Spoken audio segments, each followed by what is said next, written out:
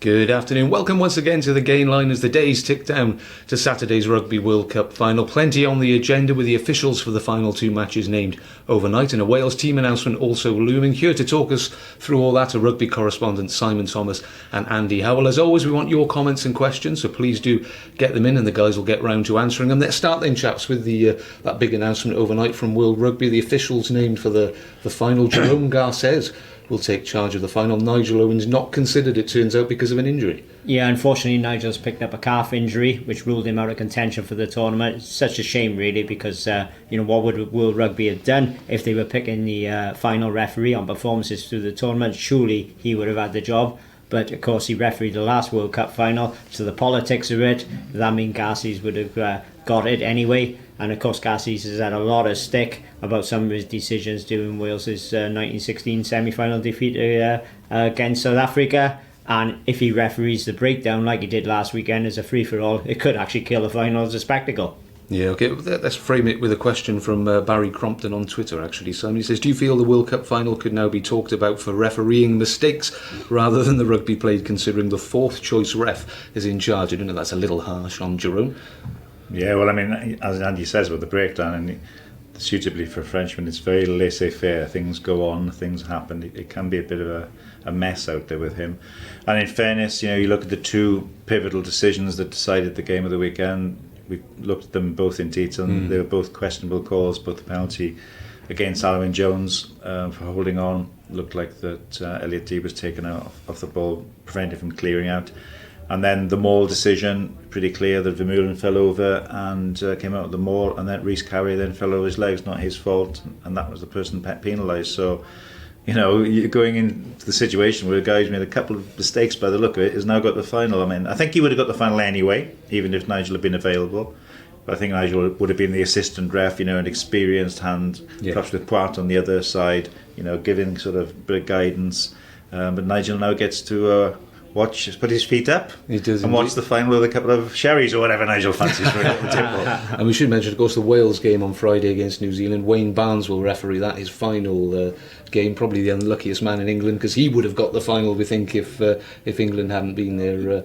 A good game for him to go out on. Yeah, for sure. He's had a great career. His referee was improved over the years. I would. He used to be really disliked by Wales fans, didn't he? But it he's seems improved, over time, hasn't he, over the years. Interestingly, I met his mentor a few years ago, and he said his biggest problem during his early days was he didn't actually have a big motor in himself and was keeping up with his play, and he's had to work so hard on it. Really interesting. He's got better and better over the years. And in some ways, he's a bit more like Nigel now, isn't he? He's firm, but he does play advantage as much as he can. And it's a shame for Barnes. He'll bow out without ever refereeing a final. See, Barnes is only 40. I mean, in the kind of span of things, Nigel Owens did the referee when he was 44. 2023, that's when Barnes would have been. But he's got a young family, and he's also got what he calls his other job as I think a barrister, but he's working in a solicitor's firm. Important job. And he's decided to call it a day. Now it's a shame that he doesn't get the final, but I'm sure he's delighted that England are there, as Nigel would have been if Wales were there. Yeah, indeed. Okay, we'll leave it there for now, chaps. As we said at the top of the show, the Wales team announcement is coming tomorrow. They have held their first press conference overnight since the weekend events. Matthew Southcombe was there and I caught up with him just before the show just to get the mood in the camp. Good afternoon, Matthew. Good to speak to you. I know you've been up at the Wales camp for the first time since the events of Sunday today. What's the mood like there? Pretty sombre, I imagine. Well, yeah, you've pretty much hit the nail on the head. I think the bodies and minds are just getting over the disappointment at the moment. Unfortunately, they've ended up in that dreaded bronze medal match that nobody really wants to be in. And yeah, it's pretty, it's quiet around the place. The press conference wasn't particularly busy. Suddenly, we went from having a full press room to there being just a handful of journalists at Robin McBride's press conference today. So it's pretty sombre and pretty downbeat, as you can imagine, because they've got a game to play, but there's nothing really riding on it. Yeah, what sort of team might we expect for this game then? And what's the latest with the injuries? We saw a couple of players come off in that semi-final. Yeah, well, I don't think we're going to see George North or Thomas Francis in this final match. We haven't heard anything from the camp definitive on that. That's just my impressions. Hamstring that North looked like he did, and it's not something that you overcome very quickly. And Thomas Francis' shoulder didn't look particularly good either. So I don't think we're going to see those guys. In terms of the team that we can expect, the likes of Dan Biggar and Alan Wynne-Jones are going to need some holding back, as we know. They'll probably be chomping at the bit to get straight back out there. But it's down to what Warren Gatland feels like he wants to do. Nobody wants to go out and get embarrassed in this last match. It's Warren Gatland's final game in charge. And they've got a chance to beat the All Blacks, so I don't think there'll be changes for the sake of it. But players are going to have to be managed. It's a really short turnaround. They're playing against one of the best teams in the world. I know they didn't show it against England, but they are still arguably one of the best teams. Well, not arguably, they are one of the best teams in the world. So they can't just make changes across the board. So it's a really tricky one for them to manage. They're back in training for the first time tomorrow when they name their side, so I can't believe we've got another team announcement already. So yeah, we'll obviously have a better idea tomorrow. So I don't think they'll be making changes for the sake of it. The changes will have to be made depending on how players have recovered. Yeah, I mean, there's a lot of tired bodies there. Is the fact that it's Gatland's last game almost a saving grace for Wales? There is something really to play for in a game, like you say, that can be one surrounded by deflation. Yeah, exactly, and it's going to be the last World Cup match for a lot of these players as well. You look at the age profile of a lot of this side. I think there was that stat in the Australia game. It was the oldest Wales 15 that had ever played at a World Cup. So there's a lot of this squad are over 30 now and are probably struggling to make the next World Cup. So they're going to want to finish this game on a high. It's the last chance they're going to represent Wales, in a World Cup. So and Robin McBride said about it today as well. This match would probably mean nothing, but the fact that they've got the All Blacks makes it something worth fighting for. And it's a scalp that they've never claimed. There's that run that's about 60 odd years long that Wales haven't beaten the All Blacks. So there's enough incentive there to make this game worthwhile, let alone the fact that it is Warren Gatland's last game. Yeah, okay, then quickly before we go, can I trouble you for a prediction? It's going to be tough for Wales. As I've said to you off camera, it just feels like the All Blacks know that they didn't play well in their semi-final against England. They know that they've got a point to prove and they've got to right a few wrongs. Whereas on the flip side of it, Wales gave everything they had in that tournament. In that game against South Africa, they really emptied the tank there, and it just feels like the two teams are in different places psychologically. And I think that spells trouble for Wales. So it's going to be a difficult day at the office, I fear. And I think it's going to be a real tough ask for these players to turn the All Blacks over on Friday night. Yeah, okay, Matt. Thanks for joining us. We'll speak to you again soon. Take care, John.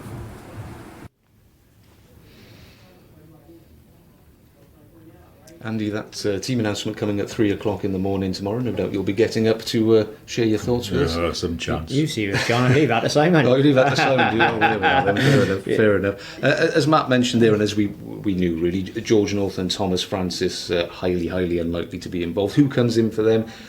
Any other changes? Jonathan Davies, do you see him playing given the problems he's had? No, I don't see him playing really. I don't know if Wales would want to risk him again. He's obviously huge effort again to play last weekend, and would it really be fair on the Scarlets if the Wales played him this week and he got injured? No, so I think Owen Watkin deserves another start after doing a decent job mainly off the bench during the World Cup. So I expect him and Adley Parks to start in at centre. The big question is who plays on the wing instead of George North. Is it Alan Amos, original squad member, or Owen Lane, who jetted out last week? Personally, I would go for Lane. I think he's really got the X factor. He's got more pace, and Amos disappointed against Uruguay. Yeah. So you've taken Lane over there.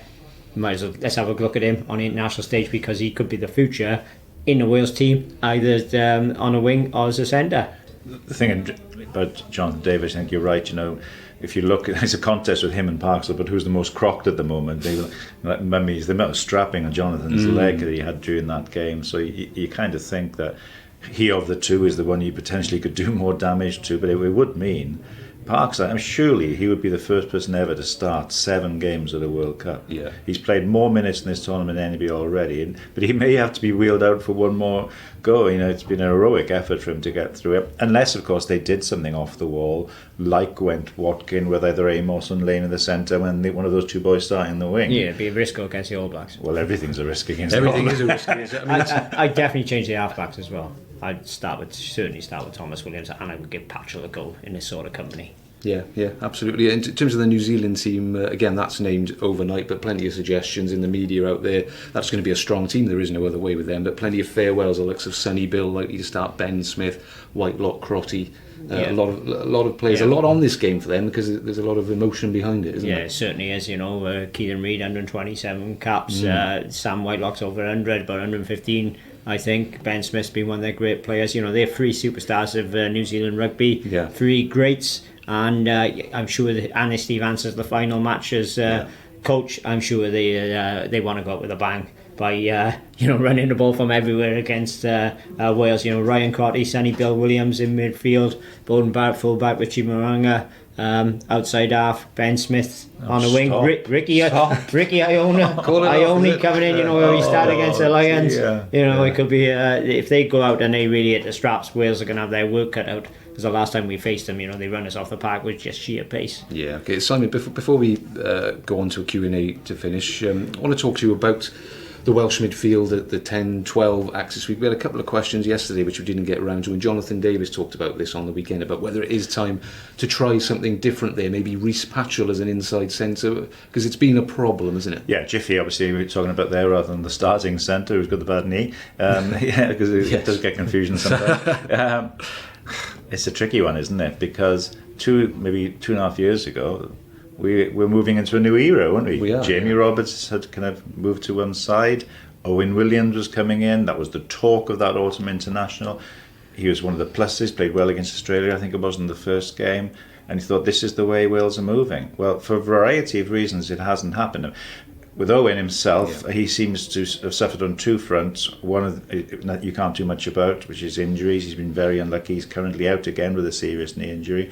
And also the fact that he was playing in England seemed to count against him more than anybody. Perhaps I think the rationale was, if you're playing 10-12 in particular, you need to be there for all the training, all the build-up. And he kind of slipped out of the picture, really. And obviously then you had Hadley Parks coming through, who's a different kind of player. And you've certainly seen with England how well it has worked, not just at this World Cup, but in the past with the situation where you've got Farrell and Ford. For the Lions, we had Farrell and Sexton. It is something you see. New Zealand do it slightly differently. They have two playmakers, one at 10 and one at 15. So I certainly think, and with the way that Stephen Jones and Pivac would like to play, which I'm sure is quite a ball in hand style of rugby, you would think maybe they would be looking at that. So, but the question is then, whoever's at 10. Be it Bigger, Patchell, Jared Evans, Sam Davis coming through again now. Whoever's at 10, who would be the person to go at 12? I mean, who would you see coming through, Annie, who could fit that second playmaker role through to the next World Cup? Because soon Welsh Rugby's got who is actually coming through. I know at the Blues, John Mulville, their coach, would like to play Jared Evans at 12, but of course he was saying that when Gareth Anscombe was with him. Anscombe's no longer with him, so he's got to play him at 10. So Evans could play like a Tim Horan sort of role. Used to do for Australia, same sort of stamp. Stocky, short, stocky, good, great hands, great vision. He can run and all a bit. But what lads is out there if you want to play this 10-12 axis, and we follow Wales under 20s. Is there anyone coming through? Well, Ben Thomas would be one coming through, very young at the Blues, but can play 10-12. I do think, we go back to Owen Williams, he's 27 years old now, so really this should be almost at the peak of his powers. I think, realistically, if he's going to want to be part of the setup, you would think he needs to come back to Wales next season. There's opportunities there for a 10-12 at a few of the regions. The other thing as well with Owen at Gloucester, he's been out in the cold for quite often. When since Ackerman came in as coach there, he was sort of moved into one side. So it's been a combination of things. Simon's dead right. We need to see him playing for the Welsh region. He needs to be playing regularly. To put himself forward to play for Wales again. There is another young man who's not that much older than him, who perhaps we're forgetting, which is Scott Williams.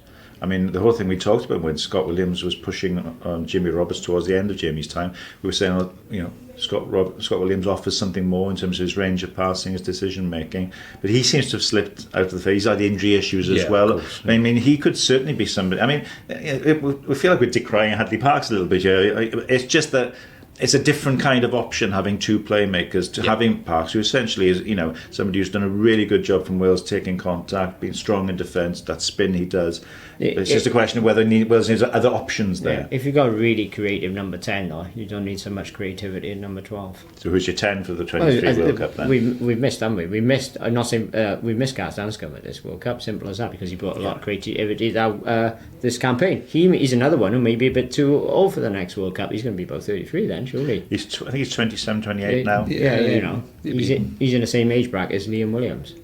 Yeah, but our colleague Mark Orders has picked his team for 23, which the readers can check up online. There's some interesting selections in there, Andy. There certainly is, isn't there? It looks like it could be quite an old Wales team.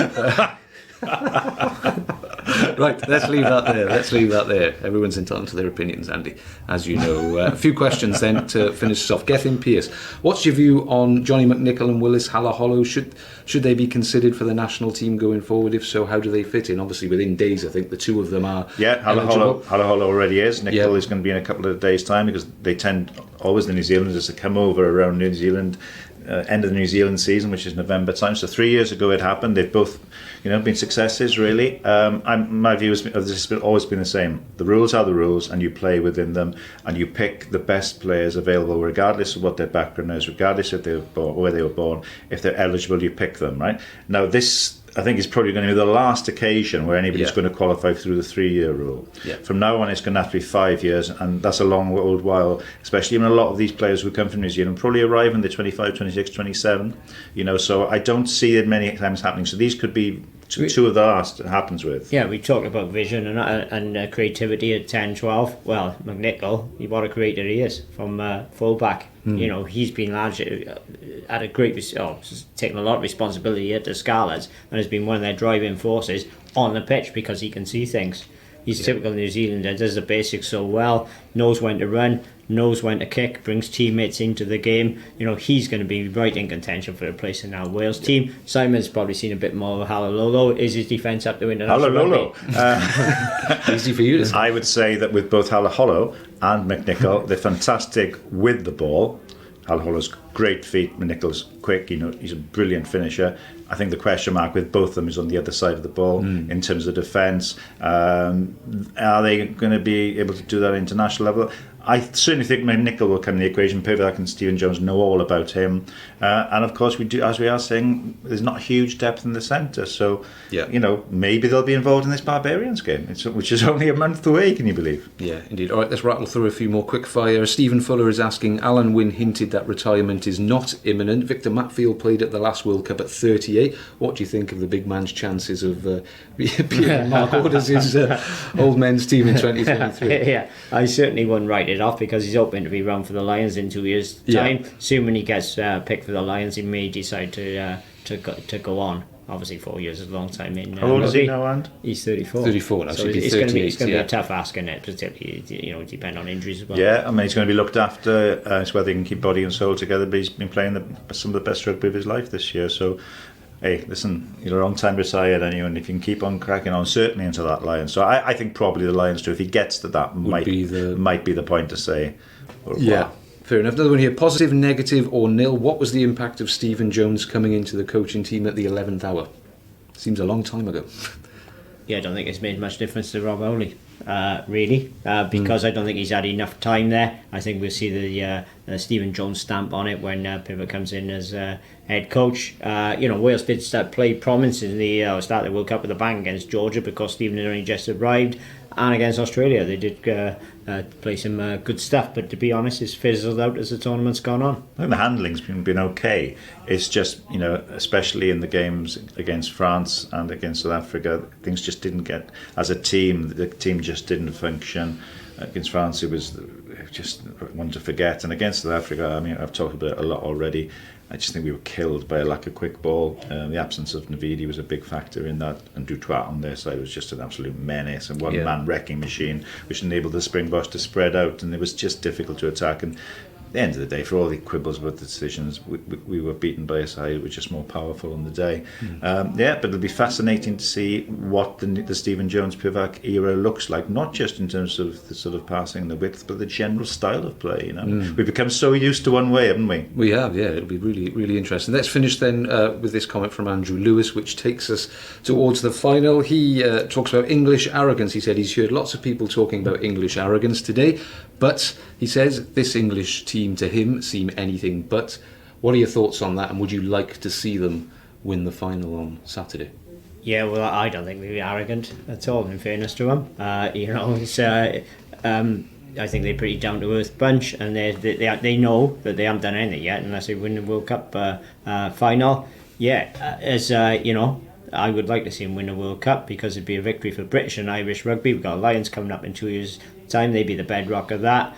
And for European rugby, and Northern Hemisphere beating the Southern Hemisphere. Yeah, the dealings I've had with these players and the other journalists who spoke to them, that arrogance isn't something that's particularly come across as what they've said. And I personally would like England to win. I think, as Andy says, it's good for Northern Hemisphere rugby, and I would add a real spark and a bit of spice to the Six Nations, wouldn't it? If you're trying to bring down the world champions. It would indeed. Okay, thank you, chaps. We'll leave it there for today. Thank you as always for joining us and for all your comments and questions. We'll be back again tomorrow, same time, same place. We'll see you then.